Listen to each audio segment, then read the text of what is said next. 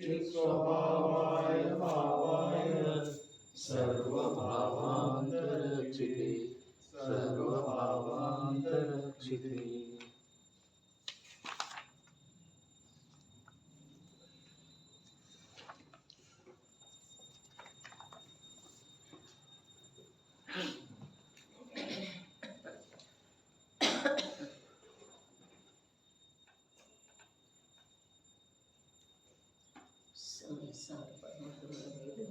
ಆಚಾರ್ಯ ಶ್ರೀ ಅಮೃತಚಂದ್ರ ದೇವ ವಿರಚಿತ ಆತ್ಮಖ್ಯಾತಿ ಟೀಕೆಯ ಮಧ್ಯದೊಳಗೆ ಉದಿಸಿ ಬಂದಿರುವಂಥ ಕಲಶ ರೂಪದ ಕಾವ್ಯಗಳ ಮೇಲೆ ರಾಜಮಲ್ಜಿ ಪಾಂಡೆಯವರು ಬರೆದಿರುವ ಬಾಲಬೋಧಿನಿ ಟೀಕೆಯ ಸ್ವಾಧ್ಯಾಯ ನಡೆದದ್ದಾಗಿದೆ.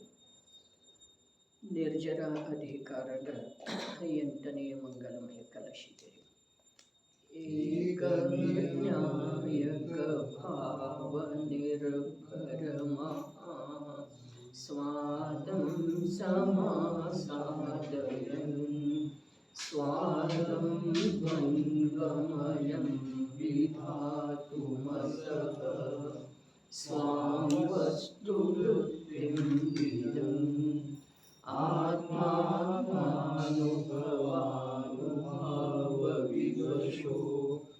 ಭ್ರಶ್ಯದ್ವಿಶೇಷೋದಯಂ ಸಾಮಾನ್ಯಂ ಕಲಯನ್ ಕಿಲೈಷ ಸಕಲಂ ಜ್ಞಾನಂ ನಯತ್ಯೇಕತಾಂ.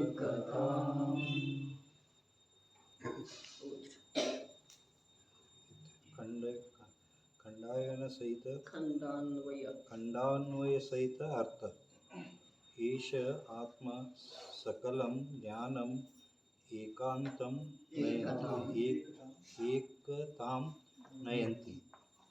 ವಿಷಯ ಆತ್ಮ ಏಷ ಆತ್ಮ ವಸ್ತು ಸ್ವರೂಪದಿಂದ ವಿದ್ಯಮಾನವಿರುವ ಚೈತನ್ಯ ದ್ರವ್ಯವು ಚೇತನ ದ್ರವ್ಯವು. ಸಕಲಂ ಜ್ಞಾನಂ ಎಷ್ಟು ಪರ್ಯಾಯ ರೂಪವಾಗಿ ಜ್ಞಾನವು ಪರಿಣಮಿಸಿದೆ. ಮತಿಜ್ಞಾನ, ಶ್ರುತಜ್ಞಾನ, ಅವಧಿಜ್ಞಾನ, ಮನಪರ್ಯಾಯ ಜ್ಞಾನ, ಕೇವಲ ಜ್ಞಾನ ಇತ್ಯಾದಿ ಅನೇಕ ವಿಕಲ್ಪರೂಪವಾಗಿ ಪರಿಣಮಿಸಿರುವ ಜ್ಞಾನವು ಅದನ್ನು ಏಕತಾಂ ನಿರ್ವಿಕಲ್ಪ ರೂಪವಾಗಿ ನಯತಿ ಅನುಭವಿಸುತ್ತದೆ. ಭಾವಾರ್ಥವು ಈ ಪ್ರಕಾರವಿದೆ. ಯಾವ ಪ್ರಕಾರ ಉಷ್ಣತೆ ಮಾತ್ರವೇ ಅಗ್ನಿ ಇದೆ, ಆದುದರಿಂದ ಬಾಹ್ಯ ವಸ್ತುವನ್ನು ದಹಿಸುತ್ತಾ ಬಾಹ್ಯದ ಆಕಾರವಾಗಿ ಪರಿಣಮಿಸುತ್ತದೆ. ಆದುದರಿಂದ ಜನರಿಗೆ ಇದು ಕಾಷ್ಟದ ಅಗ್ನಿ ಇದೆ, ಪಟ್ಟಿನ ಅಗ್ನಿ, ರಣದ ಅಗ್ನಿ ಇದೆ ಎಂಬ ಬುದ್ಧಿಯು ಉತ್ಪನ್ನವಾಗುತ್ತದೆ. ಆದರೆ ಅವೆಲ್ಲ ವಿಕಲ್ಪಗಳು ಅಸತ್ಯವಿವೆ. ಅಗ್ನಿಯ ಸ್ವರೂಪದ ವಿಚಾರ ಮಾಡಿದ ಮೇಲೆ ಉಷ್ಣತೆಯು ಮಾತ್ರವೇ ಅಗ್ನಿ ಇದೆ, ಏಕರೂಪವಿದೆ. ಕಾಷ್ಟ, ಪಟ್ಟು, ತೃಣಗಳು ಅಗ್ನಿಯ ಸ್ವರೂಪವಲ್ಲ. ಅದೇ ಪ್ರಕಾರ ಜ್ಞಾನವು ಚೇತನಾ ಪ್ರಕಾಶ ಮಾತ್ರವಿದೆ. ಸಮಸ್ತ ಜ್ಞೇಯ ವಸ್ತುಗಳನ್ನು ತಿಳಿಯುವ ಸ್ವಭಾವವಿದೆ. ಆದುದರಿಂದ ಸಮಸ್ತ ಜ್ಞೇಯ ವಸ್ತುಗಳನ್ನು ತಿಳಿಯುತ್ತಾ ಜ್ಞೇಯಾಕಾರವಾಗಿ ಪರಿಣಮಿಸುತ್ತದೆ. ಅದರಿಂದ ಜ್ಞಾನಿ ಜೀವನಿಗೆ ಮತಿಜ್ಞಾನ, ಶ್ರುತಜ್ಞಾನ, ಅವಧಿಜ್ಞಾನ, ಮನಪರ್ಯಾಯ ಜ್ಞಾನ, ಕೇವಲ ಜ್ಞಾನ ಎಂಬ ವಿಕಲ್ಪಗಳು ಅಸತ್ಯವಿವೆ ಎಂಬ ಬುದ್ಧಿಯು ಉತ್ಪನ್ನವಾಗುತ್ತದೆ. ಜ್ಞೇಯಗಳ ಉಪಾಧಿಯಿಂದ ಮತಿ, ಶ್ರುತ, ಅವಧಿ, ಮನಪರ್ಯಾಯ, ಕೇವಲ ಎಂಬ ಎಲ್ಲರೂ ಮನಪರ್ಯಾಯನ ಅಂತಾರೆ. ಮನಪರ್ಯಾಯ ಕೇವಲ ಎಂಬ ವಿಕಲ್ಪಗಳು ಉತ್ಪನ್ನವಾಗುತ್ತವೆ. ಕಾರಣವೇನೆಂದರೆ ಜ್ಞೇಯ ವಸ್ತುಗಳು ನಾನಾ ಪ್ರಕಾರವಿವೆ. ಎಂಥ ಜ್ಞೇಯದ ನ್ಯಾಯಕನಾಗುತ್ತಾನೆ, ಅಂಥದ್ದೇ ನಾಮ ಪಡೆಯುತ್ತಾನೆ. ವಸ್ತು ಸ್ವರೂಪದ ವಿಚಾರ ಮಾಡಿದ ಮೇಲೆ ಜ್ಞಾನ ಮಾತ್ರವಿದೆ. ನಾಮಧಾರಣೆಯಲ್ಲೂ ಅಸತ್ಯವಿದೆ. ಇಂಥ ಅನುಭವವು ಶುದ್ಧ ಸ್ವರೂಪದ ಅನುಭವವಿದೆ. ಕಿಲ ನಿಶ್ಚಯದಿಂದ ಹೀಗೆ ಇದೆ. ಅನುಭವ ಸಂಪನ್ನ ಆತ್ಮನು ಹೇಗಿದ್ದಾನೆ? ಏಕ ನ್ಯಾಯಕ ಭಾವ ನಿರ್ಭರ ಮಹಾಸ್ವಾದಂ ಸಮಾಸಾದಯನ್. ಏಕ ನಿರ್ವಿಕಲ್ಪವಿರುವಂಥ ಆ ನ್ಯಾಯಕ ಭಾವ ಚೇತನ ದ್ರವ್ಯ, ಅದರಲ್ಲಿ ನಿರ್ಭರ ಅದರಿಂದ ಆಗಿರುವಂಥ ನಾಸ್ವಾದಂ ಅನಾಕೂಲ ಲಕ್ಷಣದ ಸೌಖ್ಯವು ಅದನ್ನು ಸಮಾಸದಯನ ಆಸ್ವಾದಿಸುತ್ತ ಇದ್ದಾನೆ. ಮತ್ತೆ ಹೀಗಿದ್ದಾನೆ,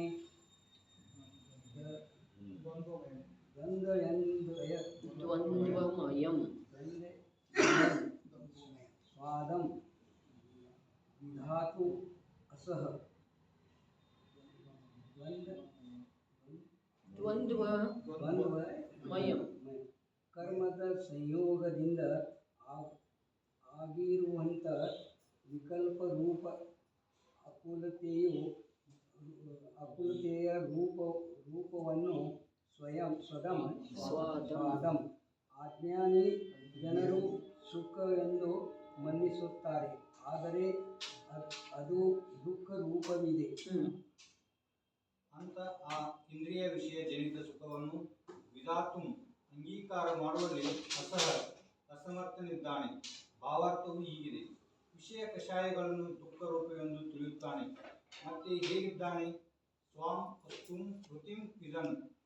ಸ್ವಾಂ ತನ್ನ ದ್ರವ್ಯ ಸಂಬಂಧದ ವಸ್ತು ವೃತ್ತಿಂ ಆತ್ಮ ಶುದ್ಧ ಸ್ವರೂಪದಿಂದ ವಿಧನ್ ತದ್ರೂಪವಾಗಿ ಪರಿಣಮಿಸುತ್ತಿದ್ದಾನೆ. ಮತ್ತೆ ಹೇಗಿದ್ದಾನೆ? ಆತ್ಮಾನುಭಾವಾನುಭಾವ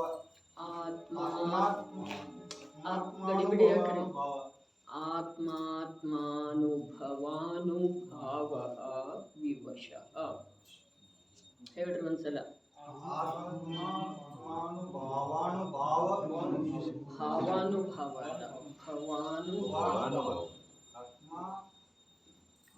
ಆತ್ಮ ಬಿಡಿಸೇಳಿ. ಆತ್ಮಾನುಭವ ಅನುಭವ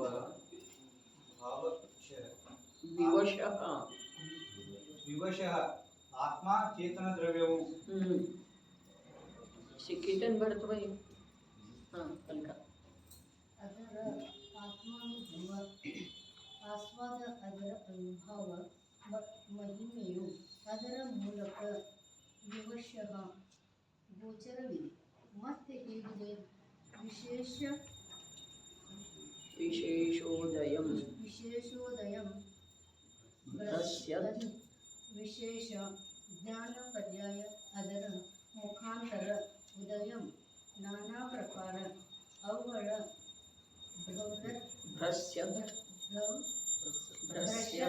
ನಾಶ ಮಾಡುತ್ತ. ಮತ್ತೆ ಹೇಗಿದೆ? ಸಾಮಾನ್ಯ ಕಲಯನ್ ಸಾಮಾನ್ಯಂ ನಿರಭೇದ ಸತ್ತಾ ಮಾತ್ರ ವಸ್ತುವನ್ನು ಕಲಯನ್ ಅನುಭವ ಮಾಡುತ್ತಾ ಇದೆ. ಏಷ ಆತ್ಮ ಸಕಲಂ ಜ್ಞಾನಂ ಏಕತಾಂ ನಯತಿ. ಏಷ ಆತ್ಮ ವಸ್ತು ರೂಪದಿಂದ ವಿದ್ಯಮಾನವಿರುವ ಚೇತನ ದ್ರವ್ಯವು ಸಕಲಂ ಜ್ಞಾನಂ ಎಷ್ಟು ಪರ್ಯಾಯ ರೂಪವಾಗಿ ಜ್ಞಾನವು ಪರಿಣಮಿಸಿದೆ ಎಂದರೆ ಮತಿಜ್ಞಾನ, ಶ್ರುತಜ್ಞಾನ, ಅವಧಿಜ್ಞಾನ, ಮನಃಪರ್ಯಯ ಜ್ಞಾನ, ಕೇವಲ ಜ್ಞಾನ ಇತ್ಯಾದಿ ಅನೇಕ ವಿಕಲ್ಪ ರೂಪವಾಗಿ ಪರಿಣಮಿಸಿರುವ ಜ್ಞಾನವು ಅದನ್ನು ಏಕತಾಂ ನಿರ್ವಿಕಲ್ಪ ರೂಪವಾಗಿ ನಯತಿ ಅನುಭವಿಸುತ್ತದೆ. ಇಲ್ಲಿ ಮೊದಲನೇ ಪದಖಂಡದೊಳಗ ಯಾವ ಮೊದಲಿನ ಶ್ಲೋಕದ ಅಂತಿಮ ಭಾವಾರ್ಥ ಇದೊಂದೇ ಉಪಾದೇಯ ಇದೆ, ಉಳಿದದ್ದೆಲ್ಲ ಹೇಗಿದೆ ಅಂತ ಹೇಳಿದ್ರು. ಯಾವುದು ಉಪಾದೇಯ ಇದೆ ಅನ್ನೋದನ್ನು ಈ ಕಲಶದೊಳಗೆ ಹೇಳ್ತಾ ಇದ್ದಾರೆ. ಲೋಕದೊಳಗೆ ಜೀವದ ಸಲುವಾಗಿ ಉಪಾದೇಯ ಯಾವುದಿದೆ? ಅದ್ಭುತ ಮಾತಿದೆ ಇಲ್ಲಿ. ರಾಗ, ದ್ವೇಷ, ಮೋಹ ಅಥವಾ ವೀತರಾಗ ಭಾವ ಇವು ಯಾವುಗಳ ಅನುಭವ ಮಾಡುವ ಮಾತು ಹೇಳಲಿಲ್ಲ. ಅವುಗಳ ಅನುಭವ ಏನಿದೆಯಲ್ಲ ಅದು ಆತ್ಮನಿಗೆ ನಿಜವಾಗಿ ಆತ್ಮಸ್ವರೂಪದಿಂದ ಚ್ಯುತ ಆದ ನಂತರ, ಆತ್ಮಸ್ವಭಾವವನ್ನು ಬಿಟ್ಟುಕೊಟ್ಟ ನಂತರ ಆಗುವಂಥ ಅನುಭವ ಇದೆ. ಎಲ್ಲಿ ವೀತರಾಗ ಭಾವದ ಅನುಭವ ಹೇಳ್ತಾರೆ ಮೋಕ್ಷದೊಳಗ ಅಥವಾ ಸಾಧಕ ಅವಸ್ಥೆಯೊಳಗ, ಅದು ನಿಜವಾಗಿ ಜ್ಞಾನ ಮಾತ್ರದ ಅನುಭವ ಇದೆ ರೀ. ಆದ್ರೆ ಆ ಜ್ಞಾನದೊಳಗ ಈ ಪ್ರಕಾರದ ವಿಕಲ್ಪ ಇಲ್ಲ. ಯಾವ ಪ್ರಕಾರದ್ದು? ಮತಿ ಜ್ಞಾನ, ಶ್ರುತ ಜ್ಞಾನ, ಅವಧಿ ಜ್ಞಾನ, ಮನಃಪರ್ಯಯ ಜ್ಞಾನ ಮತ್ತು ಕೇವಲ ಜ್ಞಾನ. ಅಜ್ಞಾನ ಅವಸ್ಥೆಯೊಳಗಡೆ ಜೀವ, ಯಾವ ಅವಸ್ಥೆಯೊಳಗೆ ಜೀವ ಹೇಗದನು? ಬಸ್ ಯಾವ ರೂಪ ಜ್ಞಾನ ಆಗಿದೆಯೋ ಆ ರೂಪದ ಅನುಭವ ಮಾಡ್ತಾ ಇದ್ದಾನೆ. ಸಮ್ಯಕ್ ಜ್ಞಾನದ ಪರ್ಯಾಯಗಳು 5 ಅದಾವ್ರಿ, ಮಿಥ್ಯಾಜ್ಞಾನದ ಪರ್ಯಾಯಗಳು 3 ಅದಾವು. ಇಲ್ಲಿ ಸಮ್ಯಕ್ ಜ್ಞಾನದ ಪರ್ಯಾಯ ರೂಪದಿಂದ ಕೂಡ ಸಾಧ್ಯ ಸಾಧಕ ಎರಡೂ ಅವಸ್ಥೆಯಲ್ಲಿರುವಂಥ ಜೀವ ಆ ಸಮ್ಯಕ್ ಜ್ಞಾನದ 5 ಪರ್ಯಾಯ ಏನದವು ಅವುಗಳ ರೂಪದಿಂದ ಕೂಡ ತನ್ನ ಅನುಭವ ಮಾಡುವುದಿಲ್ಲ. ಕೇವಲ ಜ್ಞಾನ ರೂಪದಿಂದ ಯಾವ ಅನುಭವ ಮಾಡ್ತಾನೋ ಅವನು ನಿಜವಾಗಿ ಪರ್ಯಾಯ ಮೂಢನನ್ರಿ. ಮತ್ತು ಹಾಗೆ ಇರೋದನ್ನೇ ವಾಸ್ತವದಲ್ಲಿ ಮತಿಜ್ಞಾನ ಶ್ರುತಜ್ಞಾನ ಕೂಡ ಸಮ್ಯಕ್ ಮತಿಜ್ಞಾನ, ಅರೆ ನಿಜವಾಗಿ ಮತಿಜ್ಞಾನ ಶ್ರುತಜ್ಞಾನ ಕೂಡ ಜ್ಞಾನ ಮಾತ್ರದ ಅನುಭವ ಮಾಡುವಂಥವು ಇದಾವೆ. ಮತಿಜ್ಞಾನ ಶ್ರುತಜ್ಞಾನ ಅನ್ನುವ ವಿಕಲ್ಪ ಅರ್ಥಾತ್ ಭೇದ ಅಲ್ಲಿ ಇರುವುದಿಲ್ಲ. ಇಲ್ಲಿ ಸಾಧಕ ಅವಸ್ಥೆಯೊಳಗಿನ ಮಾತಿದೆ ರೀ, ಸಮ್ಯಕ್ ದೃಷ್ಟಿಗಳ ಮಾತಿದೆ, ರತ್ನತ್ರಯ ಮಾರ್ಗದೊಳಗೆ ಸಾಗುತ್ತಾ ಇರುವಂಥವರ ಮಾತಿದೆ. ಅಜ್ಞಾನಿಗಳ ಮಾತಂತೂ ಇಲ್ಲ. ಇನ್ನು ಕೂಮತಿ ಕೂಶ್ರುತ ಕೂ ಅವಧಿ ಏನಿದಾವೆ ಇವು ಆತ್ಮನ ಸ್ವರೂಪನ ಅಲ್ಲ. ವ್ಯವಹಾರದಿಂದ ಹಾಗೆ ಹೇಳಿದ್ದಾರೆ, ಆತ್ಮನ ಸ್ವರೂಪನ ಅಲ್ಲವು. ಕೂಮತಿ ಕೂಶ್ರುತ ಕೂ ಅವಧಿ ಸ್ವಲ್ಪ ಬಹಳಷ್ಟು ಅನ್ನೋದಕ್ಕಿಂತ ಇಲ್ಲಿ ಅರ್ಧಕ್ಕಿಂತ ಅಧಿಕ ಕಲಶಗಳ ಆಗಿ ಹೋದು ರೀ. ಇವಾಗ ಸಮಯಸಾರ ಮಹಾಗ್ರಂಥದೊಳಗಿನೂ ಅರ್ಧಕ್ಕಿಂತ ಅಧಿಕ ಕಲಶ ಅದು ಅಂದಮೇಲೆ ಸ್ವಲ್ಪ ಗಂಭೀರತೆ ಸೂಕ್ಷ್ಮತೆ ನಮ್ಮಲ್ಲಿ ಮೂಲ ವಿಷಯದ ಕಡೆಗೆ ಹೋಗುವಂಥ ಪ್ರಯೋಜನಭೂತ ಸತ್ವವನ್ನು ಹಿಡಿದುಕೊಳ್ಳುವಂಥ ಉದ್ಯಮ ಆರಂಭ ಆಗಬೇಕ್ರೆ. ಏನು ಹೇಳ್ತಾ ಇದ್ದೀವಿ ಇಲ್ಲಿ? ಕೂಮತಿ ಕೂಶ್ರುತ ಕೂ ಅವಧಿ ಜ್ಞಾನ ರೂಪದಿಂದ ಜೀವ ಪರಿಣಮನ ಮಾಡುವುದೇ ಇಲ್ಲ. ಕೂಮತಿ ಕೂಶ್ರುತ ಕೂ ಅವಧಿ ಜ್ಞಾನಗಳ ರೂಪದಿಂದ ಜೀವವೇ ಪರಿಣಮನ ಮಾಡ್ತಿದೆ ಅಂಥೇಳಿ ಹೇಳುವ ಕಥನ ವ್ಯವಹಾರಕ್ಕೆ ಇದೆ. ವಾಸ್ತವದಲ್ಲಿ ಜೀವ ಈ ವಿಕಲ್ಪಗಳ ರೂಪವಾಗಿ ಕೂಡ ಪರಿಣಮನ ಮಾಡುವುದಿಲ್ಲ ಅಂದಮೇಲೆ ಯಾವ ಮತೀಶ್ರುತ ಅವಧಿ ಮನಃಪರ್ಯಯ ಮತ್ತು ಕೇವಲ ಜ್ಞಾನ ರೂಪದ ವಿಕಲ್ಪ ಅರ್ಥಾತ್ ಭೇದ. ಭೇದ ಯಾವುದರಿಂದ ಯಾವುದರ ಭೇದ? ಜ್ಞಾನದಿಂದ ಮತಿಜ್ಞಾನ ರೂಪದ ಪರ್ಯಾಯದ ಭೇದ, ಜ್ಞಾನದಿಂದ ಕೇವಲ ಜ್ಞಾನ ರೂಪದ ಪರ್ಯಾಯದ ಭೇದ. ಆ ಪರ್ಯಾಯ ಭೇದ ರೂಪದಿಂದ ಜ್ಞಾನ ಪರಿಣಮನ ಮಾಡೋದನ್ನೇ ಇಲ್ಲ ಅಂಥೇಳಿ ಜ್ಞಾನಿಗಳು ಹೇಳ್ತಾ ಇದ್ದಾರೆ. ಯಾವಾಗ ಹೇಳ್ತಾ ಇದ್ದಾರೆ? ಮೋಕ್ಷದ ಅತ್ಯಂತ ಸನಿಹ ಹೋಗಿದಾರಲ್ಲ ಆವಾಗ ಹೇಳ್ತಾ ಇದ್ದಾರೆ. ನಿರ್ಜನಾಧಿಕಾರದೊಳಗೆ ಹೇಳ್ತಾ ಇದ್ದಾರೆ. ನಿರ್ಜರೆಯ ನಂತರ ಏನಿದೆ ರೀ? ಮೋಕ್ಷ ಇದೆ. ನಿರ್ಜರೆಯ ನಂತರ ಸಂಸಾರ ಮತ್ತು ಸಂಸಾರದ ಕಾರಣಗಳ ವಿದ್ಯಮಾನತೆ ಇಲ್ಲವೇ ಇಲ್ಲ. ಹಾಗಾದ್ರೆ ಇಲ್ಲಿ ಮತಿಜ್ಞಾನ ರೂಪದಿಂದ ಇಲ್ಲಿ ಯಾವುದು ಅದೊಂದೇ ಉಪಾಧಿ ಇದೆ ಅಂತ ಹೇಳಿದ್ರಲ್ಲ, ಯಾವುದ? ಶುದ್ಧ ಚಿದ್ರೂಪ. ಆ ಶುದ್ಧ ಚಿದ್ರೂಪದೊಳಗ ಈ ವಿಕಲ್ಪ ಇಲ್ಲ. ಮತಿಜ್ಞಾನ ಅನ್ನುವ ವಿಕಲ್ಪ ಇಲ್ಲ. ಕುಮತಿ ಜ್ಞಾನದಂತೂ ಪ್ರಶ್ನೆನೇ ಇಲ್ಲ, ಅದು ಜ್ಞಾನನ ಅಲ್ಲ. ಅದಕ್ಕೆ ಈಗ ಒಂದು ವಾಕ್ಯ ಹೇಳಿದ್ದೇ ಇದೆ, ಏನ? ಆತ್ಮಸ್ವಭಾವದಿಂದ ಜ್ಞಾನ ಸ್ವಭಾವದಿಂದ ಪತನ ಹೊಂದಿದ ನಂತರ ಅರ್ಥಾತ್ ಚ್ಯುತವಾದ ನಂತರ ಅರ್ಥಾತ್ ತನ್ನ ಸ್ವಭಾವವನ್ನು ಬಿಟ್ಟುಕೊಟ್ಟ ನಂತರ ಆಗುವಂಥ ಪರ್ಯಾಯ ವಿಶೇಷ ಅವಸ್ಥಾ ವಿಶೇಷ ಅದವರೇ ಅವ. ಹೀಗಿರುವ ವೇಳೆದೊಳಗ ಇಲ್ಲಿ ಸಾಧಕನ ಮಾತು, ಮೋಕ್ಷದ ಸನಿಹಕ್ಕೆ ಸಾಗ್ತಾ ಇರುವಂಥ ಮಾತು. ಅರೇ ಅಖಂಡ ನಿರ್ಜರೆ ನಡೆದದ್ದು ಇದೆ. ಎಂಥ ನಿರ್ಜರೆ? ಆಶ್ರವ ಬಂಧ ರಹಿತ ನಿರ್ಜರೆ. ಅಂಥ ಜೀವ ಅರೇ ಅಖಂಡ ನಿರ್ಜರೆಯಲ್ಲಿ ನಡೆದದ್ದು ಇದೆಯೋ ಅಲ್ಲಿ ಆ ಜೀವನಿಗೆ ಉಪಾಧಿ ಯಾವುದಿದೆ? ಒಂದು ಶುದ್ಧ ಚಿದ್ರೂಪವೇ ಉಪಾಧಿ ಇದೆ. ಉಳಿದದ್ದು ಎಲ್ಲ ಉಳಿದದ್ದು ಯಾವ ಹೇಳ್ರಿ? ಉಳಿದದ್ದು ಯಾವ? ಮತಿಜ್ಞಾನ, ಶ್ರುತಜ್ಞಾನ, ಮನಃಪರಿಜ್ಞಾನ, ಕೇವಲ ಜ್ಞಾನ, ಅವಧಿ ಜ್ಞಾನ, ಯಾವ ಭೇದ ಅದವಲ್ಲ. ಅರೆ ಸಾಧಕ ಜೀವನಿಗೆ, ಭಾವಲಿಂಗಿ ಸಂತನಿಗೆ ಯಾವ ಸರ್ವಾವಧಿ ಅಥವಾ ಪರಮಾವಧಿ ಜ್ಞಾನ ಪ್ರಕಟ ಆಗಿರ್ತಿದೆ ಅಲ್ಲ, ಅದರೊಳಗೆ ಅವನದ್ದು ಯಾವ ರೀತಿಯಿಂದಾದರೂ ಅಪನತ್ವ ಇರ್ತಿದೆ ಅಂದರೆ ಇಲ್ಲಲ್ಲ. ಯಾಕೆ ಅಂಥೇಳಿ ಕೇಳಿದ್ರೆ ಅದಕ್ಕೆ ಕಾರಣ ಸ್ಥೂಲ ಜೀವರುಗಳಿಗೆ ತಿಳಿದು ಬರುವ ಸಲುವಾಗಿ ಹೀಗೆ ಹೇಳಿದ್ದಿರಬಹುದು. ಹಾಗೆ ಮತಿಜ್ಞಾನದ ವಿಷಯ ಪುದ್ಗಲ ದ್ರವ್ಯ ರೂಪಿ ದ್ರವ್ಯ ಅದಕ್ಕೆ ಅಂಥೇಳಿ ಹೇಳಿದ್ದಿರಬಹುದು. ಆದರೆ ಅವಧಿಜ್ಞಾನದ ವಿಷಯ ಉದ್ಗಲ ದ್ರವ್ಯ ಇದೆ ಅಂಥೇಳಿ ಹೇಳಿದ್ದಿರಬಹುದು. ಆದ್ರೆ ಅವಧಿಜ್ಞಾನದ ವಿಷಯದ ಮಾತಿಲ್ಲ, ಅವಧಿಜ್ಞಾನದ ಮಾತಿದೆ. ಅವಧಿಜ್ಞಾನದೊಳಗೆ ಅವನಿಗೆ ಕಥೆ ಇಲ್ಲ, ವಿಷಯದೊಳಗಂತೂ ಪ್ರಶ್ನೆನೇ ಇಲ್ಲ. ಯಾಕೆ ಅಂಥೇಳಿ ಕೇಳಿದರೆ ಸ್ಥೂಲ ಜೀವರುಗಳಿಗೆ ತಿಳಿಸಿಕೊಡುವ ಸಲುವಾಗಿ ಆ ಅವಧಿಜ್ಞಾನದ ವಿಷಯ ಪುದ್ಗಲಿದೆಪ್ಪ, ಅದಕ್ಕೆ ಅದರೊಳಗೆ ಏಕತೆ ಇಲ್ಲ. ಆದರೆ ಇಲ್ಲಿ ಅಧ್ಯಾತ್ಮಶಾಸ್ತ್ರದೊಳಗೆ ಏನು ಹೇಳಿದ್ರು? ಆ ಅವಧಿಜ್ಞಾನ ವಿಕಲ್ಪ ರೂಪ ಇದೆ. ವಿಕಲ್ಪದ ಅರ್ಥ ಇಲ್ಲಿ ಈ ಸನ್ನಿವೇಶದೊಳಗೆ ಬೇರೆ ಬೇರೆ ಸ್ಥಾನದೊಳಗೆ ಬೇರೆ ಬೇರೆ ಆಗಬಹುದು. ಇಲ್ಲಿ ವಿಕಲ್ಪದ ಅರ್ಥ ಏನಿದೆ ರೀ? ಭೇದ. ಭೇದ ಯಾವುದರ ಭೇದ? ಗುಣದಿಂದ ಪರ್ಯಾಯದ ಭೇದ, ದ್ರವ್ಯದಿಂದ ಪರ್ಯಾಯದ ಭೇದ.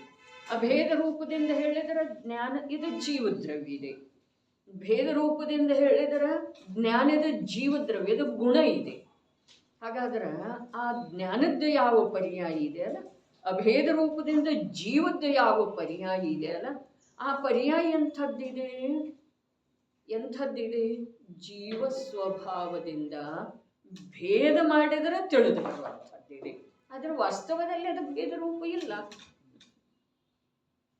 ಯಾವ ಪರ್ಯಾಯ ಇದೆ ಅಲ್ಲ, ಜ್ಞಾನದ ಪರ್ಯಾಯ.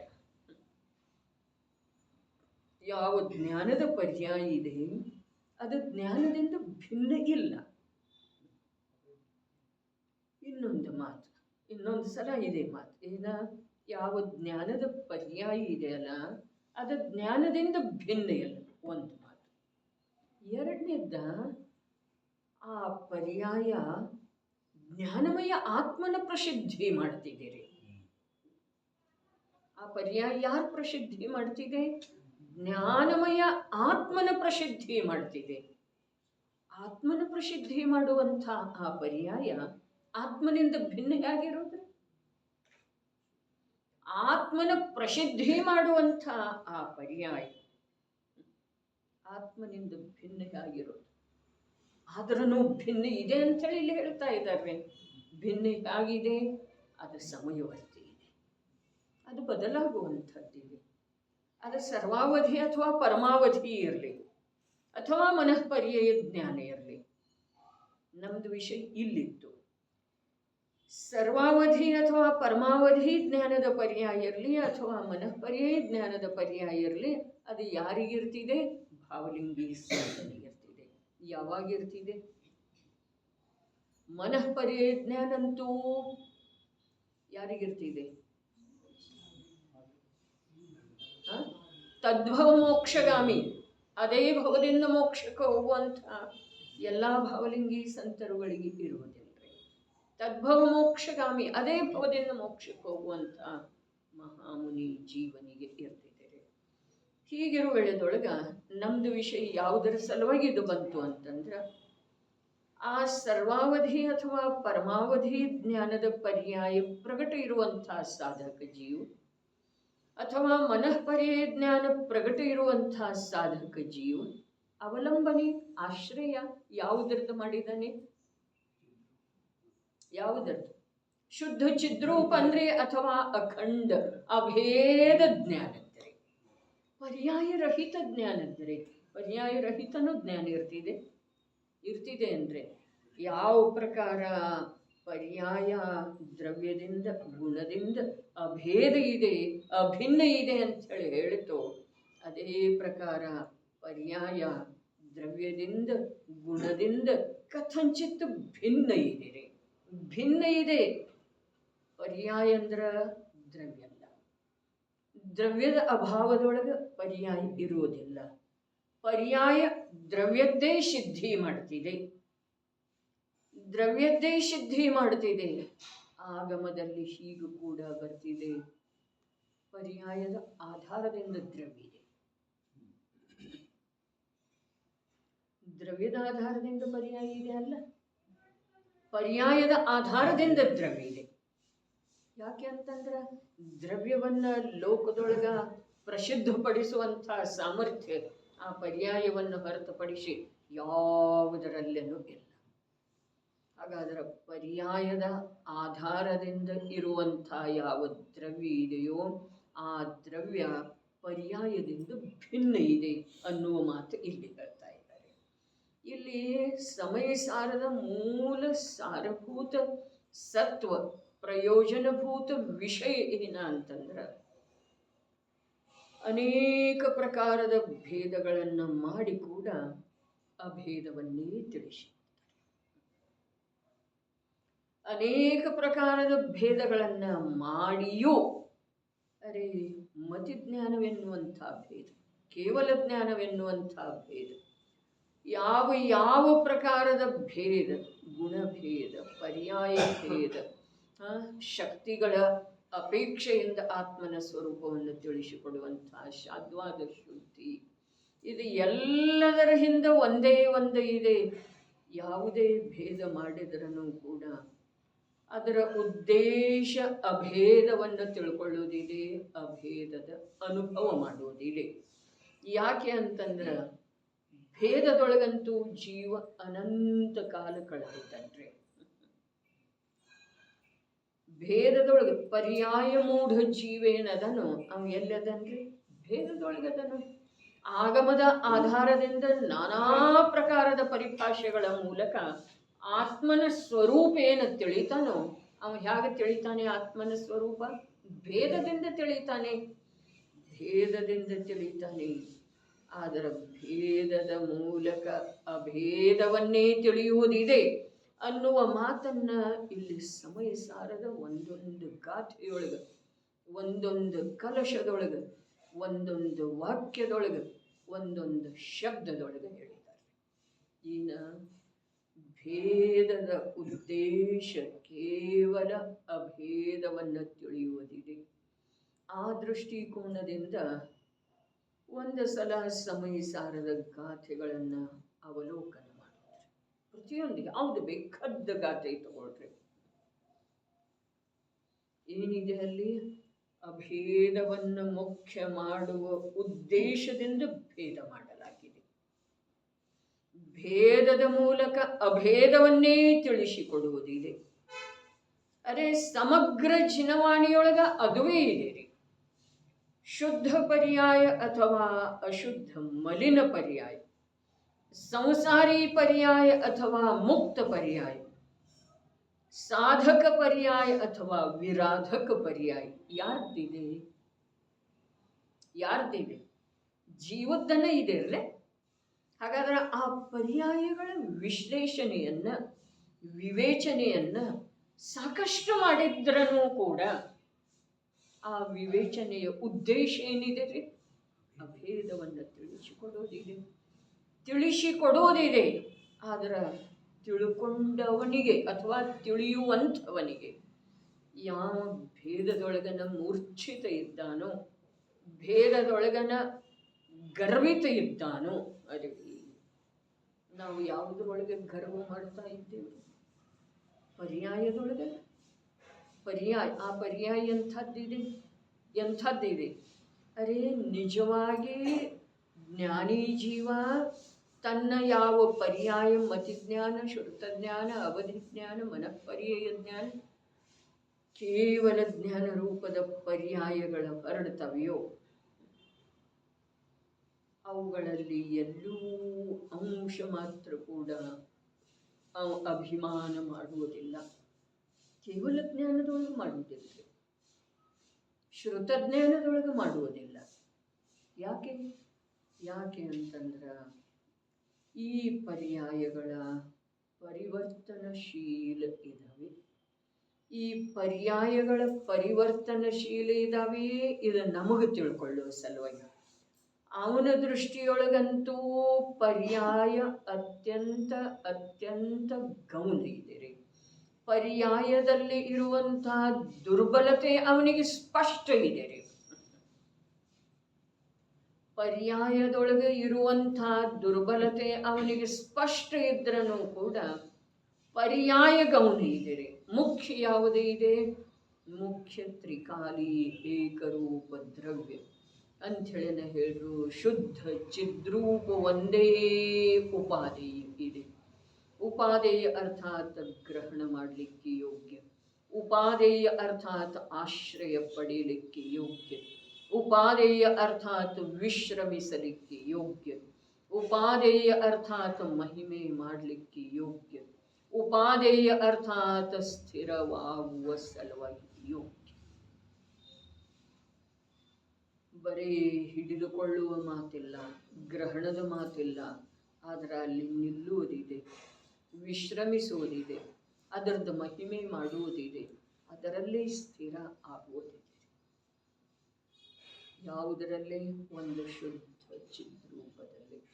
ಆ ಶುದ್ಧ ಚಿದ್ರೂಪದ್ದು ಇವು ವಿಕಲ್ಪ ಅರ್ಥಾತ್ ಭೇದ. ಯಾವ? ಮತಿಜ್ಞಾನ, ಶ್ರುತಜ್ಞಾನ, ಅವಧಿಜ್ಞಾನ, ಮನಃಪರ್ಯಾಯ ಜ್ಞಾನ, ಕೇವಲ. ಯಾತಕ್ಕೆ ಬೇಕಾಗಿದ್ದವ್ರು? ಯಾತಕ್ಕೆ ಬೇಕಾಗಿದ್ದಾವೆ? ಮತಿಜ್ಞಾನ ಬದಲಾಗುವಂಥದ್ದಿದೆ, ಶ್ರುತಜ್ಞಾನ ಕ್ಷಣಿಕ ಇದೆ, ಅವಧಿಜ್ಞಾನದ ವಿಷಯ ಪುದ್ಗಲ ಇದೆ, ಮನಃಪರ್ಯಾಯ ಜ್ಞಾನದ ವಿಷಯ ಪರರ ಮನಸ್ಸಿನಲ್ಲಿರುವಂತಹ ಜಡ ವಿಕಲ್ಪ ಇದೆ.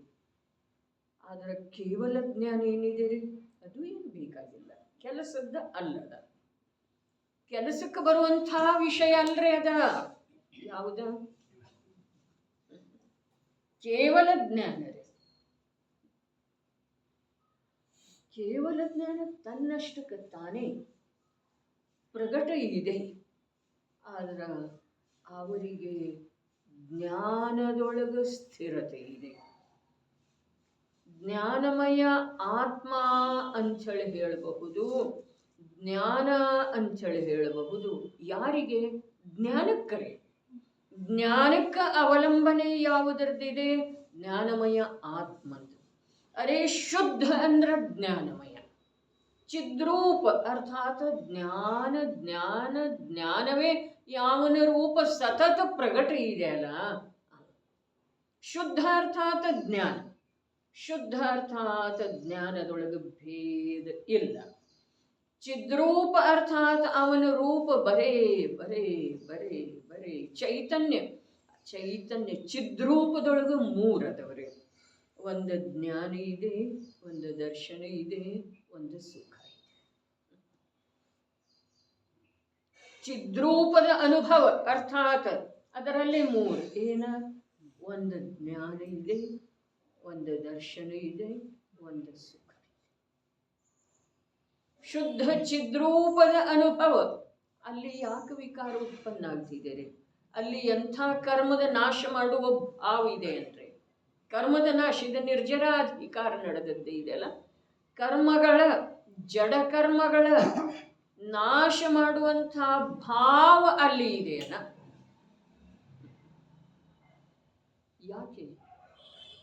ಯಾಕೆ ಇಲ್ಲ?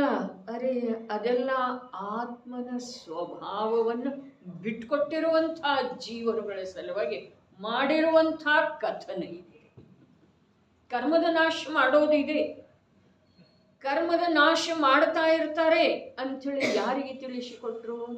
ಯಾರ ಆತ್ಮನ ಸ್ವಭಾವವನ್ನು ಎಂದೋ ಬಿಟ್ಟುಕೊಟ್ಟಿದ್ದಾರಲ್ಲ, ಎಂದೋ ಅನಾದಿಯಿಂದ ಸ್ವಭಾವದ ಜ್ಞಾನವೇ ಯಾರಿಗೆ ಇಲ್ಲವೋ ಅಂಥವರಿಗೆ ತಿಳಿಸಿಕೊಡುವಂಥ ಒಂದು ಪದ್ಧತಿ ಇದೆ, ಶೈಲಿ ಇದೆ. ಅದು ಆದರೆ ಕರ್ಮದ ನಾಶ, ಯಾವ ಜೀವದ ಸತ್ತಾದೊಳಗಿನ ಕರ್ಮ ನಿರಂತರ ನಿರ್ಜರಿಸಿ ಹೋಗ್ತಾ ಇರ್ತಿದೆ, ಉದುರಿ ಹೋಗ್ತಾ ಇರ್ತಿದೆ, ಆ ಜೀವನಿಗೆ ಕರ್ಮ ನಾಶ ಮಾಡುವ ಉದ್ದೇಶ ಸ್ವಪ್ನದೊಳಗೂ ಕೂಡ ಇರುವುದಿಲ್ಲ.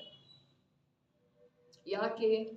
ಕರ್ಮನ್ನುವಂಥ ವಸ್ತು ಅವನ ಚೈತನ್ಯ ಸ್ವಭಾವದೊಳಗೆ ಇಲ್ಲವೇ ಇಲ್ಲ, ಒಂದು ಮಾತು. ಮತ್ತು ಚೈತನ್ಯ ಸ್ವಭಾವದ ಸಾಮರ್ಥ್ಯದೊಳಗ ಯಾವುದರದೋ ನಾಶ ಮಾಡುವಂಥದ್ದ ಸ್ವಭಾವವೇ ಇಲ್ಲ. ಎಂಥ ಸುಂದರ, ಎಂಥ ಸುಂದರ ವ್ಯವಸ್ಥೆ. ಚೈತನ್ಯ ಸ್ವಭಾವದೊಳಗೆ ಶುದ್ಧ ಚಿದ್ರೂಪದೊಳಗೆ ಆತ್ಮನ ಧ್ರುವ ಜ್ಞಾಯಕ ಸ್ವಭಾವದೊಳಗೆ ಯಾವುದನ್ನು ನಾಶ ಮಾಡುವಂಥದ್ದು ಸ್ವಭಾವ ಇಲ್ಲವೇ ಇಲ್ಲ. ಹಾಗಾದರೆ ಅವನ ಸ್ವಭಾವ ಏನಿದೆ? ಯಾವುದಿದೆಯೋ, ಹೇಗಿದೆಯೋ ಹಾಗೆ ತಿಳಿಯುವುದೇ ಅವನ. ಯಾವುದು ಇದೆಯೋ, ಎಲ್ಲಿದೆಯೋ, ಹೇಗಿದೆಯೋ, ಏನು ಮಾಡ್ತಾ ಇದೆಯೋ ಅದನ್ನ ಹಾಗೆ ಅಲ್ಲೇ ಇಲ್ಲಿ ತಗೊಂಡು ತಿಳಿಯೋದಿಲ್ರಿ. ಕನ್ನಡಿಯೊಳಗೆ ಪ್ರತಿಬಿಂಬಿತ ಆಗ್ತಿದೆಯಲ್ಲ, ಎಲ್ಲಿದೆ ವಸ್ತು ಅಲ್ಲೇ ಇರ್ತಿದೇನ, ಹತ್ರ ಎಳ್ಕೊಳ್ತಿದ್ದೀರಿ. ಇದೇನಿದೆಯಲ್ಲ ಅದು ಯಾವ್ದ? ಅಯಸ್ಕಾಂತ, ಲೋಹ ಚುಂಬಕ. ಲೋಹ ಚುಂಬಕದ ಹಾಗೆ ಎಳ್ಕೊಳ್ತಿದೇನ್ರಿ ಅದ? ಇಲ್ಲ. ಎಲ್ಲಿದೆ ಅಲ್ಲೇ, ಹೇಗಿದೆ ಹಾಗೆ ಏನು ಮಾಡ್ತಿದೆ? ಪ್ರತಿಬಿಂಬಿತ ಮಾಡ್ತಿದೆ. ಅದೇ ಪ್ರಕಾರ ಜ್ಞಾನ ದರ್ಶನದ ಸ್ವಭಾವ. ಈಗ ಮೂರರೊಳಗೆ ಎರಡೇ ತಗೊಂಡಿದ್ದೀರಿ. ಜ್ಞಾನ ದರ್ಶನದ ಸ್ವಭಾವ ಏನಿದೆ? ಯಾವುದು ಹೇಗಿದೆಯೋ, ಎಲ್ಲಿದೆಯೋ ಅಲ್ಲೇ ಮತ್ತು ಹಾಗೇ ತಿಳಿತಾ ಇದೆ ಮತ್ತು ನೋಡ್ತಾ ಇದ್ದೀರಿ. ತಿಳಿದು ನೋಡ್ತಾ ಇದೆ, ನೋಡಿ ತಿಳಿತಾ ಇದೆ. ಅದರ ಆಳದೊಳಗೇನು ಹೋಗೋದು ಬೇಕಿಲ್ಲ. ತಿಳಿದು ನೋಡ್ತಾ ಇದೆಯೋ ಅಥವಾ ನೋಡಿ ತಿಳಿತಾ ಇದೆ, ಆಳದೊಳಗೆ ಹೋಗೋದು ಬೇಕಿಲ್ಲ. ಅದರ ವಿಚಾರ ಅಂತೂ ಮಾಡೋದು ಅವಶ್ಯಕ ಇದೆ.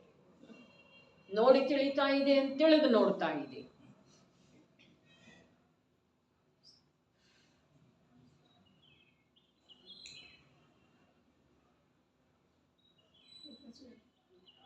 एकाच वेळी कसं होईल? केवल ज्ञान झाल्यानंतर युगपत ज्ञान दर्शन ಸಾಧಕನ ಮಾತ್ರೆ, ಸಾಧಕನ ಮಾತು, ನಮ್ಮ ಮಾತಿಲ್ಲ. ತಿಳಿದು ನೋಡ್ತಾ ಇದ್ದೀರಿ. ಅದು ಪರ ಇದೆ, ಅದು ಭಿನ್ನ ಇದೆ ಅನ್ನೋದನ್ನ ಮೊದಲ ಅನುಭೂತಿ ಪೂರ್ವಕ ಅದರಿಂದ ಭಿನ್ನವಿರುವಂತ ತನ್ನನ್ನು ತಿಳಿದದ್ದು ಇದೆ. ಅದಕ್ಕೆ ಉತ್ತರ ಸರಿ ತಪ್ಪದ ಮಾತಿಲ್ಲ. ಅಪೇಕ್ಷೆ ಯಾವ ಪ್ರಕಾರ ಸಿದ್ಧಿಸ್ತಿದೆ, ಉತ್ತರ ಸರಿ ತಪ್ಪದ ಮಾತಿಲ್ಲ. ಯಾಕೆ ಅಂತಂದ್ರೆ ನೋಡಿ ತಿಳಿತಿದೆ ಅನ್ನೋದು ಆಗಮದಲ್ಲಿ ಇದೆ ಅಲ್ಲ. ಏನಿದೆ? ದರ್ಶನ ಪೂರ್ವಕ ಜ್ಞಾನ ಇದೆ. ಮೊದಲಿನ ಸಮಯದೊಳಗೆ ದರ್ಶನ ಇದೆ, ಮುಂದಿನ ಸಮಯದೊಳಗೆ ಜ್ಞಾನ ಇದೆ. ಹೀಗ ಆಗಮದಲ್ಲಿ ಕಥನ ಇದೆ. ಆಗಮದ ಕಥನ ಇದ್ರೂ ಸಾಧಕ ಜೀವದ ಜ್ಞಾನ ಅರ್ಥಾತ್ ಚಿದ್ರೂಪದೊಳಗಿನ ಭೇದ ಮಾಡ್ತಾ ಇದ್ದೇವ್ರಿ ನಾವು. ಮೂರು ಭೇದ ಮಾಡಿತ್ತಲ್ಲ, ಅದರೊಳಗೇನು ಮೊದಲು ಈಗ ಎರಡೇ ತಗೊಂಡಿದ್ದಿದೆ. ಮೂರು ಭೇದ ಯಾವಿದ್ದು ರೀ? ನೋಡುವ, ತಿಳಿಯುವ ಮತ್ತು ಸುಖದ ಅನುಭವ ಮಾಡುವ. ಮೂರದವ ಅದರಲ್ಲಿ. ನೋಡುವ ಚಿದ್ರೂಪಮದೆ ಅನಂತಗುಣ ಆಹೇತ. ಆದ್ರ ಇವನ ಕಾರ್ಯ ಮೂರರ ಮೂಲಕನೇ ನಡೀತಾ ಇದೆಯಲ್ಲ, ಅವೆಲ್ಲ ಅದರೊಳಗೆ ಗರ್ಭಿತನವ್ರಿ. ಮೂರರ ಮೂಲಕನ ಯಾವುದನ್ನು ನೋಡ್ತಾನೋ ಅದನ್ನು ವಿಪರೀತವಾಗಿ ತಿಳಿತಾನೆ. ಅನಾದಿಯಿಂದ ಏನು ಮಾಡ್ತಾ ಇದ್ದಾನೆ? ಯಾವುದನ್ನು ನೋಡ್ತಾನೋ ಅದನ್ನು ವಿಪರೀತವಾಗಿ ತಿಳಿತಾನೆ. ಯಾವುದನ್ನು ತಿಳಿತಾನೋ ಅದನ್ನು ವಿಪರೀತವಾಗಿ ಸುಖ ದುಃಖದ ಕಾರಣ ಅಂತ ಹೇಳಿ ಮನ್ನಿಸ್ತಾನ್ರಿ. ಹೌದೇನಿಲ್ರಿ? ಹಾಗಾದ್ರೆ ಇಲ್ಲೇನಿದೆ? ಶುದ್ಧ ಚಿದ್ರೂಪದ ಅನುಭವ ಒಂದೇ ಉಪಾಧಿ ಇದೆ ಅಂತ ಹೇಳಿ ಹೇಳಿದಾರಲ್ಲ, ಅದರಲ್ಲೇ ನಾವು 3 ಭೇದ ಮಾಡಿದ್ದೇವೆ. ಅಲ್ಲಿ ನೋಡುವುದ, ತಿಳಿಯುವುದ ಮತ್ತು ಆನಂದ ಅರ್ಥಾತ್ ಸುಖದ ಅನುಭವ. ಅರೇ ಅದು ಅವಿನಾಭಾವಿ ಇದೆ ರೀ. ಯಾವುದ ಸುಖದ ಅನುಭವ ಏನಿದೆಯಲ್ಲ ಅದು ನೋಡುವ ತಿಳಿಯುವುದರ ಜೊತೆಗೆ ಅವಿನಾಭೂತ ಇದೆ ರೀ. ನೋಡುವ ತಿಳಿಯುವ ಕಾರ್ಯ ಮಾಡ್ರಿ, ಇಲ್ಲಿಯೂ ದುಃಖ ಇಲ್ಲವೇ ಇಲ್ಲ. ಗುರುದೇಶ್ವರಿ ಪ್ರವಚನಕ್ಕೆ ಇದು ವಿಷಯ ಬಂದೈತ್ರಿ. ಬರ್ಪಾಟ್ ತಪ್ಪಿದ್ರೆ ನಾವು ಹೇಳತ್ತಂಗಿಲ್ಲ. ಈಗ ಇದು ಏನು ಹೇಳಿದ್ರೆ ಇದು शुद्ध स्वरूप शुद्ध वस्तु अनुभव रूप सम्यक तरंती शुद्ध चिद्रूप अनुभव प्रतीति हुई कि यह चीज पूर्ण आनंद है। समकित की अनुभूति में आनंद की ही वेदन है। सम्यक के साथ अविनाभूत अनुभूति अर्थात आनंद का वेदन। अनुभूति के साथ सम्यक दर्शन ख्याल में आता है। सम्यक दर्शन सीधे ख्याल में नहीं। ನೋಡ್ರಿ, ಜೀವದ ಸ್ವಭಾವ ಚಿದ್ರೂಪ ಇದೆ. ಅದು ಯಾವಾಗ ಶುದ್ಧ ಆಗ್ತಿದೆಯಲ್ಲ ಆ ಶುದ್ಧದೊಳಗ ಬರೇ ಹೇಗಿದೆ ಹಾಗೆ ತಿಳಿಯುವುದ ನೋಡುವುದ, ಹೇಗಿದೆ ಹಾಗೆ ತಿಳಿಯುವುದ ನೋಡುವುದ ಇದು ಜೀವದ ಸ್ವಭಾವವೇ ಇದ್ದ ಕಾರಣ ಆ ಸ್ವಭಾವದ ಪ್ರಗಟತೆ ಅರ್ಥಾತ್ ರೂಪ ಏನಿದೆ ಅದ ಪ್ರಗಟ ಇದೆ. ಮತ್ತು ತ್ರಿಕಾಲಿ ಸ್ವಭಾವ ಏನಿದೆ ಅಂದ ನೋಡುವುದ ತಿಳಿಯುವುದ. ಅದನ್ನು ಬಿಟ್ಟು ಯಾವ ವಸ್ತುವಿನಲ್ಲಿ ಏನನ್ನೂ ಮಾಡುವಂಥದ್ದು ಅವನ ಸ್ವಭಾವದೊಳಗೆ ಇಲ್ಲ. ಯಾಕಿಲ್ಲ ಅಂತಂದ್ರೆ ಏನನ್ನೂ ಮಾಡಬೇಕಾಗಿರುವಂಥ ನ್ಯೂನತೆ ಅವನ ಸ್ವಭಾವದೊಳಗೆ ಇಲ್ಲ. ಹಾಗಾದರೆ ಯಾವುದು ಹೇಗಿದೆಯೋ ಹಾಗೆ ನೋಡುವ ತಿಳಿಯುವ ಕಾರ್ಯ ಏನು ನಡೀತಿದೆ ಅಲ್ಲಿ ಸುಖದ ಸಲುವಾಗಿ ಅವನು ಬೇರೆ ಏನು ಮಾಡಬೇಕಾಗಿಲ್ಲ. ಸುಖ ಅದರ ಜೊತೆಗೆ ಅವಿನಾಭೂತ ಇದೆ, ಅವಿನಾಭಾವಿ ಇದೆ. ಅರೆ ಜ್ಞಾನ ದರ್ಶನ ಸುಖ ಮೂರೇ ಯಾಕೆ ಹೇಳಿದ್ರು ಅಂತಂದ್ರೆ ಅನಾದಿಯಿಂದ ಕೂಡ ಇವ ಆ ಮೂರರೊಳಗನ ಅದನು. ಮತ್ತು ನಿಜವಾಗಿ ಇವನ ಸ್ವಭಾವದೊಳಗ ಯಾವ ಅತೀಂದ್ರಿಯ ನಿರಾಕುಲ ಶಾಂತಿ ಮತ್ತು ನಿರ್ದ್ವಂದ್ವ ನಿಷ್ಕಂಪತೆ ಬರಬೇಕಾಗಿದೆಯೋ ಅದು ಈ ಮೂರರಿಂದನ ಬರ್ತಿದೆ. ಬಸ್ ತಿಳಿಯುವ ನೋಡುವ, ತಿಳಿಯುವ ನೋಡುವ ರೂಪದಿಂದ ಅವ ಪರಿಣಮಿಸಿದ. ನೋಡ್ರಿ, ಕನ್ನಡಿಯ ಉದಾಹರಣೆಯನ್ನೇ ತಗೊಂಡ್ರ ಯಾವುದೇ ವಸ್ತುವನ್ನು ಪ್ರತಿಬಿಂಬಿತ ಮಾಡುವುದರಿಂದ ಆ ಕನ್ನಡಿಗೆ ಏನಾದರೂ ಬಾಧೆ ಆಗ್ತಿದೆ ಅಂದರೆ, ನ್ಯೂನತೆ ಬರ್ತಿದೆಯನ್ನ, ಹೊಲಸು ವಸ್ತುವನ್ನು ಅಥವಾ ಬೆಲೆ ಬಾಳುವ ವಸ್ತುವನ್ನು, ಬರೀ ಕನ್ನಡಿಯನ್ನು, ಸ್ಫಟಿಕ ಮಣಿಯನ್ನು ಆತ್ಮನ ಸಲುವಾಗಿ ಬಹಳಷ್ಟು ಕಡೆಗೆ ದೃಷ್ಟಾಂತ ರೂಪದಿಂದ ಬಳಸಿದ್ದಾರೆ. ಏನು ಹೊಲಸು ವಸ್ತು ಇದೆ ಅಥವಾ ಬೆಲೆ ಬಾಳುವ ವಸ್ತು ಇದೆ, ಆ ಕನ್ನಡಿ ತನ್ನ ಸ್ವಚ್ಛ ಸ್ವರೂಪದೊಳಗೆ ನಿಂತುಕೊಂಡ್ರನ ಅವುಗಳನ್ನು ಪ್ರತಿಫಲಿಸ್ತಿದೆ, ಪ್ರತಿಬಿಂಬಿಸ್ತಿದೆ. ಅವುಗಳನ್ನು ಪ್ರತಿಬಿಂಬಿಸುವುದರಿಂದ ಅದರೊಳಗೆ ಯಾವ ಪ್ರಕಾರದ ಶಕ್ತಿ ರಾಸ್ ಆಗುವುದಿಲ್ಲರಿ. ಮಲಿನತೆ ಬರುವುದಿಲ್ಲ, ಅದಕ್ಕೆ ಮಹಿಮೆ ಬರುವುದಿಲ್ಲ. ಮಲಿನ ವಸ್ತುವನ್ನು ಪ್ರತಿಬಿಂಬಿತ ಮಾಡುವುದರಿಂದ ಅದು ಸ್ವಯಂ ಮಲಿನ ಆಗುವುದಿಲ್ಲ. ಬೆಲೆ ಬಾಳುವ ವಸ್ತುವನ್ನು ಪ್ರತಿಬಿಂಬಿತ ಮಾಡುವುದರಿಂದ ಆ ಕನ್ನಡಿಯ ಬೆಲೆಯನ್ನು ಹೆಚ್ಚಾಗುವುದಿಲ್ಲರಿ. ಒಂದು ಮಾತು. ಎರಡನೇದ, ಆ ಬೆಲೆ ಬಾಳುವ ವಸ್ತುವನ್ನಾಗಲಿ ಮಲಿನ ವಸ್ತುವನ್ನಾಗಲಿ ಪ್ರತಿಬಿಂಬಿತ ಮಾಡುವ ಸಲುವಾಗಿ ಅದಕ್ಕೆ ಯಾವುದೇ ಪ್ರಕಾರದ ಶ್ರಮನೂ ಆಗುವುದಿಲ್ಲ, ಅದರದ್ದು ಯಾವ ಶಕ್ತಿ ನಷ್ಟನೂ ಆಗುವುದಿಲ್ಲ. ಅದೇ ಪ್ರಕಾರ ನೋಡ್ರಿ, ಅದೇ ಪ್ರಕಾರ ಅರೆ ಬಹಳಷ್ಟು ಕಾಲದವರೆಗೆ ಗೋಡೆಗೆ ತಾಗಿರುವಂಥ ಒಂದು ಕನ್ನಡಿ ಬಹಳಷ್ಟು ಪದಾರ್ಥಗಳನ್ನು ಪ್ರತಿಫಲಿತ ಮಾಡ್ತಿದ್ದೀರಿ. ಅದರಿಂದ ಅದರ ಕನ್ನಡೀತನದ ಶಕ್ತಿಯೊಳಗ ಏನಾದರೂ ಹಾನಿ ಆಗ್ತಿದೆಯಾ?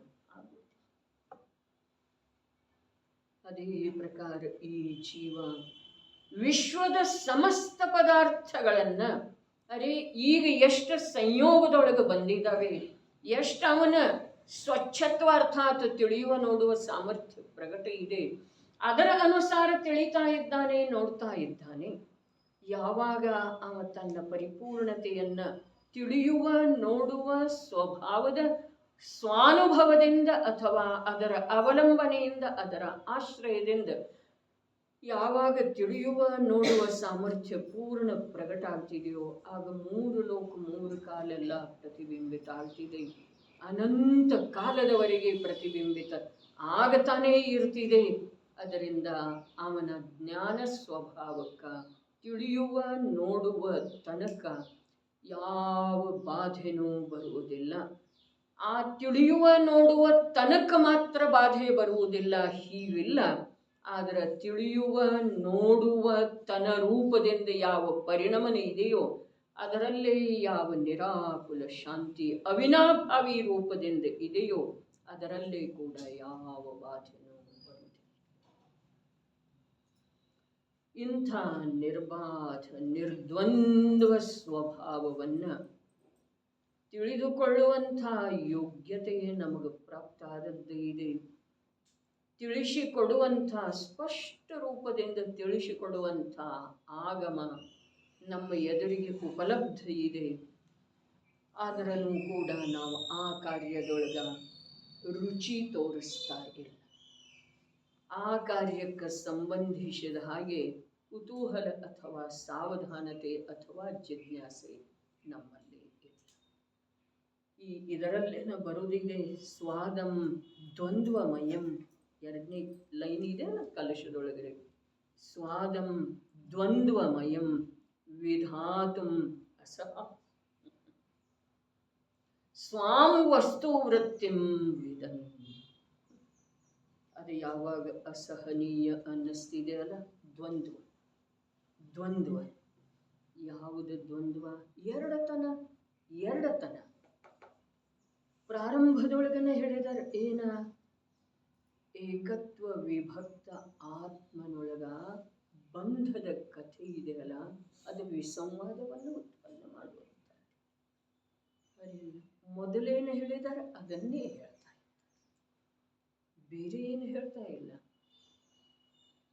ಸಮಯ ಸಾರ ಹೇಳಬೇಕಾದದ್ದನ್ನೆಲ್ಲ ಒಂದಿತ್ತು ಸವ್ವ ಶುದ್ಧಿಯೊಳಗನೆ ಹೇಳಿದ್ದಾರೆ.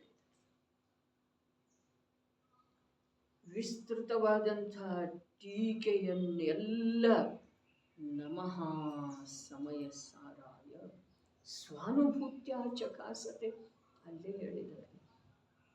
ಸ್ವಾನುಭೂತ್ಯ ಚಕಾಸತೆ ಇದು ಅಭೇದ ಕಥನ, ನಿಶ್ಚಯ ಕಥನ. ಮತ್ತು ಚಿತ್ ಸ್ವಭಾವಾಯ ಭಾವಾಯ ಇದು ಭೇದ ಕಥನ, ವ್ಯವಹಾರ ಕಥನ. ಮೊದಲು ನಿಶ್ಚಯ ಹೇಳ್ತಾರೆ, ಮೊದಲು ಪ್ರಯೋಜನಭೂತ ಹೇಳ್ತಾರೆ, ನಂತರ ವ್ಯವಹಾರ ಅಪ್ರಯೋಜನಭೂತಲ್ಲ. ನಿಶ್ಚಯವನ್ನು ತಿಳಿಯುವ ಸಲುವಾಗಿ ಅದರೊಳಗೆ ಭೇದ ಮಾಡಿ ಅಭೇದದ ಕಥನದ ಮೂಲಕ ಯಾವ ಸಂಕ್ಷಿಪ್ತ ರುಚಿಯುಳ್ಳ ಮೊದಲ ವಿಸ್ತಾರ ರುಚಿ, ಸಂಕ್ಷಿಪ್ತ ರುಚಿ, ಮಧ್ಯಮ ರುಚಿ ಇವೆಲ್ಲ ಹೇಳಿದಾರಲ್ಲ. ಸಂಕ್ಷಿಪ್ತ ರುಚಿ ಹೊರಗಡೆ ಸಂಕ್ಷೇಪಿಸಿದ್ದ ಇದೆ, ಹೊರಗಡೆ ವಿಸ್ತಾರ ಇಲ್ಲದರ್ಧ. ನಮಃ ಸಮಯ ಸಾರಾಯ ಸ್ವಾನುಭೂತ್ಯ ಚಕಾಸತೆ. ಇಷ್ಟು ಕೇಳಿದ ನಂತರ ಯಾವನ ರುಚಿ ಹೊರಗೆ ವಿಸ್ತರಿಸುವುದಿಲ್ಲವೋ ಅವ ಆ ಸ್ವಾನುಭವದೊಳಗೆ ಇಳಿದು ಹೋಗ್ತಾನೆ. ಆ ಸ್ವಾನುಭೂತಿಯಿಂದ ಪ್ರಕಾಶಿತ ಆಗುವಂಥ ವಸ್ತು ಎಂಥದ್ದಿದೆ ಅಂಥೇಳಿ ಮತ್ತು ಅವನಲ್ಲಿ ರುಚಿಯ ವಿಸ್ತಾರ ಹೊರಗಡೆ ಆಯಿತು ಅಂತಂದ್ರೆ ಚಿತ್ ಸ್ವಭಾವ ಎಂಬ ಅದರದ ವ್ಯಾಖ್ಯಾ ಪ್ರವಚನ ರತ್ನಾಕರ ಅಥವಾ ಸಮಯ ಸಾರ ಸಂಪದ ಮೊದಲನೇ ಭಾಗದೊಳಗೆ ನೋಡೋದ ಇಲ್ಲ ಅಂತಂದ್ರೆ ಇಲ್ಲಿಯೂ ಸ್ವಲ್ಪ ನೋಡಬಹುದಾಗಿದೆ ಮೊದಲನೇ ಕಲಶ.